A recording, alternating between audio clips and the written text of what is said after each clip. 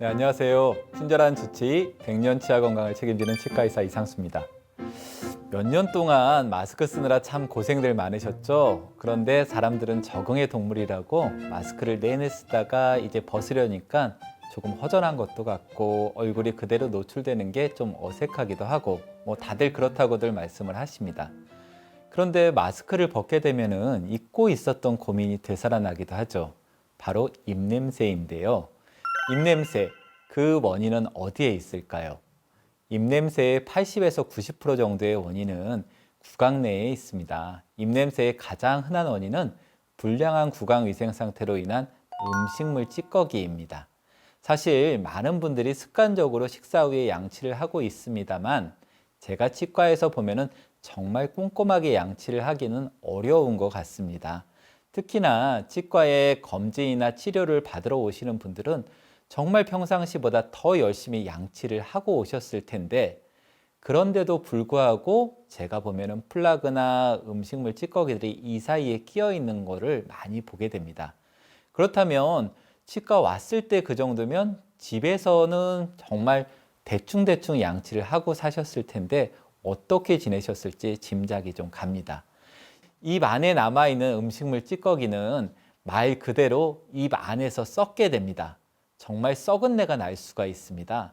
더욱이 요즘은 양치 안 하시는 분들이 거의 없기 때문에 양치 후에도 음식물 찌꺼기가 남아있다는 것은 그 부분을 습관적으로 양치질이 거의 안 된다는 얘기가 됩니다. 청소를 하기는 하는데 잘 보이는 거실이나 부엌만 청소를 하고 안방이나 건너방 또는 작은 방 같은 그런 곳들은 먼지가 끼어도 청소를 하지 않고 지내고 있다는 것과 마찬가지입니다. 때문에 양치를 대충 하게 되면은 거의 칫솔이 닿지 않는 부분들이 있다는 얘기고 그 부분들은 습관적으로 칫솔이 닿지 않기 때문에 몇 날 며칠 그대로 남아 있을 확률이 굉장히 큽니다. 특히 이런 부위는 치료되지 않은 충치나 잘 맞지 않는 보철물 하방이 되는 경우가 많습니다. 충치가 있는 부위는 말 그대로 이에 구멍이 나와 있기 때문에 그 구멍 속으로 음식물이 들어가게 되고 그 구멍 속에서 더 썩기 때문에 충치가 더 심해지고 구멍은 더 커질 수가 있습니다. 따라서 입냄새가 심하시다면 충치 치료를 받는 것이 중요합니다.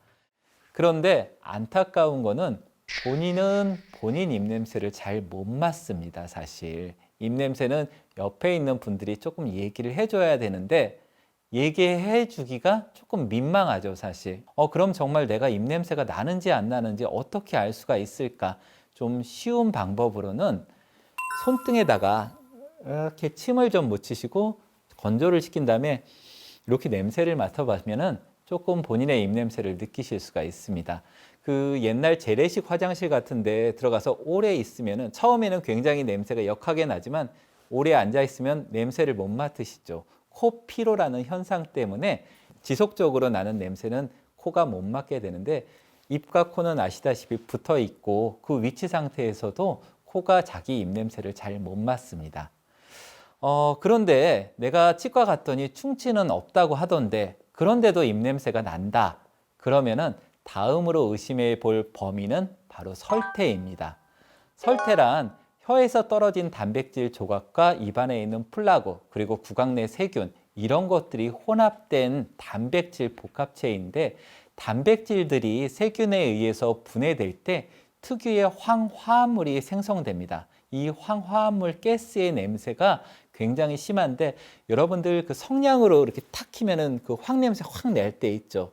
그게 약간 좀 구리구리한 그런 냄새일 때가 많고 입냄새가 그 냄새와 굉장히 유사합니다. 이 현상은 입이 말랐을 때 더 심해지기 때문에 특히 아침에 입냄새가 심하다고 얘기하는 건 그런 이유입니다. 대부분의 사람들은 주무실 때 입을 살짝 벌리고 주무시는 경우들이 굉장히 많은데 그러다 보면은 입안이 건조하게 되고요. 입냄새가 아침에는 그래서 심해지실 수가 있습니다. 또 밤에 잠을 자는 동안은 치매 분비도 굉장히 줄어들기 때문에 입의 건조는 더 심해질 수가 있는 거고요. 설태라는 것은 혀의 맛을 느끼게 해주는 설유두 사이에 끼어 있기 때문에 그냥 칫솔질로는 잘 제거가 되지 않습니다. 또 혀는 부드럽기 때문에 칫솔로 이렇게 쓸어내린다고 그래서 그게 효과적으로 제거가 안 될 때가 많은데 이럴 때 혀 클리너를 사용하시면 매우 효과적으로 설태를 제거하실 수가 있습니다. 혀 클리너라는 것은 이렇게 마치 쟁기 같이 생긴 건데 보신 적들이 있으실 거고 요즘은 쓰시는 분들이 의외로 많아서 쉽게 마트 같은 데 가시게 되면은 칫솔 코너에 다 있습니다. 그 혀 클리너를 사용을 하셔갖고 이렇게 긁어내시면 정말 쟁기로 밭 긁는 것처럼 거기에 쓱쓱 긁혀 나오는 것들을 보실 수가 있습니다. 입냄새는 입안이 건조할 경우 더 심하게 나타날 수가 있는데 특히 침샘의 기능이 떨어지는 노년기에 들어가서부터는 입마름 현상과 더불어 입냄새가 심해지실 수가 있습니다. 또한 여성분들 같은 경우에는 갱년기를 겪으면서 완경이 일어나게 되는데 이때 몸에서 열이 나고 얼굴이 화끈화끈한 증상을 호소하는 경우들이 있으시죠. 이때 열이 나면서 입안의 수분 증발이 빨라져서 입냄새가 더 심해지실 수도 있습니다. 또한 여성분들 같은 경우에는 월경 기간에도 입냄새가 심해지실 수가 있기 때문에 그런 부분들은 좀 주의를 하시는 게 좋습니다. 입냄새는 잇몸이 좋지 않은 경우에도 날 수가 있습니다.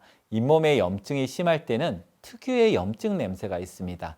약간 뭐라 그럴까 피냄새 같기도 하고요. 썩은 냄새까지는 아니고 좀 상한 냄새와 비슷한 냄새가 납니다. 염증이라는 것 자체가 조직이 파괴되고 있다는 반증이기 때문에 그렇습니다. 이런 냄새를 느끼신다면 특히 이렇게 했을 때 뭐 피맛이라든가 이런 씁쓸한 찝찝한 맛 같은 게 느껴지신다면 치과를 방문하셔서 검진을 한번 받아보시는 게 좀 좋습니다. 그 외에 입냄새의 나머지 10% 20% 정도는 구강 외적인 입 아닌 다른 부분의 문제가 원인이 될 수가 있습니다. 주로 비염이라든가 편도염 또는 상악동염이나 축농증에 있는 이런 이비인후과적인 질환이 있는 분들이 염증에 의한 냄새가 날 수가 있고요. 이런 분들 같은 경우에는 코로 숨을 쉬기가 어렵기 때문에 입으로 숨을 쉬게 되는데 이때 구취로 전달이 될 수가 있습니다. 또 소화기관에 문제가 있는 분들도 입안에서 냄새가 나실 수가 있어요. 특히 위산과다와 같이 위에 문제가 있는 분들 같은 경우에는 신냄새가 날 수가 있습니다. 위산이 좀 신냄새가 나거든요. 항상 그런 것은 아니지만 정말 심하신 분들은 양말 꼬랑내 같이 정말 이렇게 좀 시큼한 냄새가 나는 경우들도 있을 수가 있습니다. 그 외에도 당뇨병이 있는 분들에게서 아세톤 냄새가 난다거나 신장이 좋지 않은 분들에게서 암모니아 냄새가 나는 경우들도 있다고 합니다. 내과를 갔을 때 간혹 의사 선생님이 혀를 내밀어 보세요. 이렇게 말씀하시는 경우가 있습니다. 혀의 상태를 보고 건강 상태를 파악하기 위해서인데 이때 설태의 색은 위장관의 상태를 반영하는 경우가 많이 있습니다.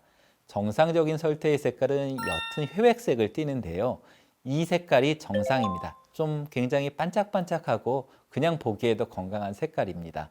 이 회백색의 설태가 완전히 하얀색으로 허옇게 보인다. 그러면 혀의 각화가 진행되고 있는 경우일 수가 있습니다. 이 경우 한번 긁어보셔갖고 긁어도 제거가 되지 않는 경우가 있다면은 꼭 병원 가셔서 검사를 맡아보시는 게 좀 좋습니다. 이 회백색의 설태가 내가 보니까 나는 갈색이야 라고 하신다면 위장관에 문제가 있는 경우들이 있을 수가 있습니다.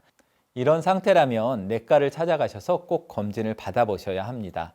만약에 혀 색깔이 검은색이다. 심할 때는 혀에 마치 검은 털이 나 있는 것 같은 그런 느낌인 경우들도 있는데 이때는 혀에 곰팡이균이 자라고 있는 상태일 수 있습니다. 역시 꼭 병원 가셔서 검진을 받아보시는 게 필요합니다. 설태의 색깔뿐만이 아니라 혀 자체의 색깔도 매우 중요합니다. 혀가 너무 심하게 붉은색을 띠고 있다. 그러면은 심장 쪽에 문제가 있는 질환이 있을 수가 있습니다. 역시나 검진을 받아보시는 게 좋고요.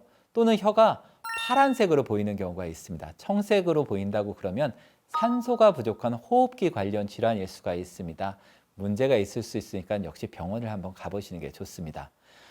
모든 질병이라는 건 사실 한 가지 특징만으로 단정 지을 수는 없습니다. 그래서 제가 지금 몇 가지를 말씀을 좀 드렸다고 그래서 나는 꼭 그거야 이렇게 생각하실 필요는 없기 때문에 일단은 병원에 가셔서 검진을 받아보시고 정확한 진단을 받으시는 게 좋습니다.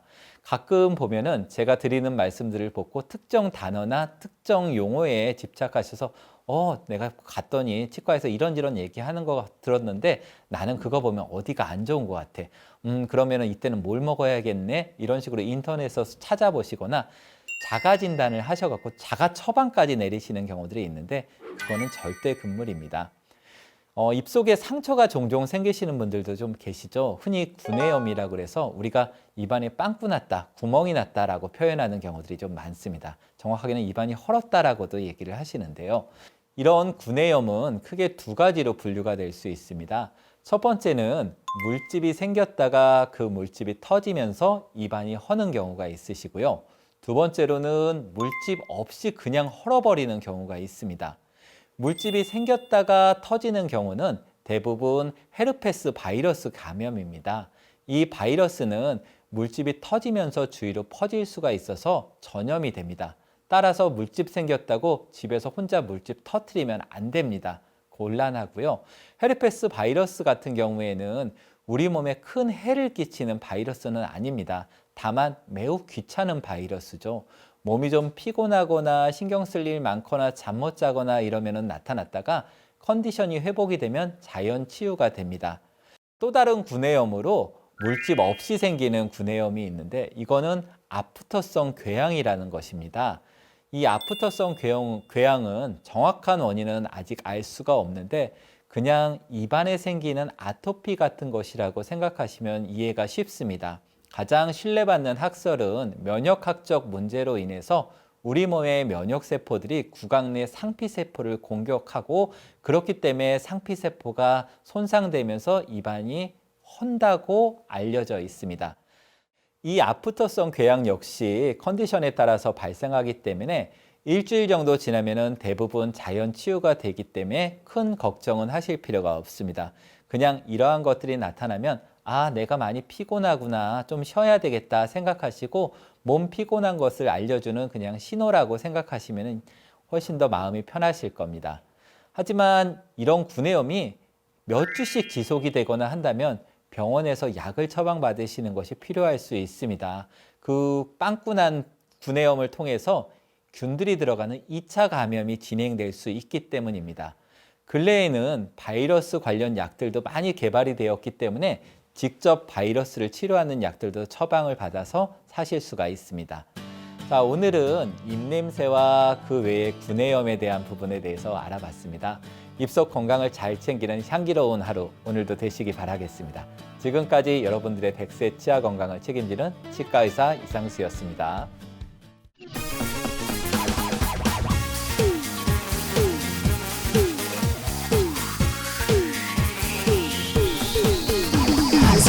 Go!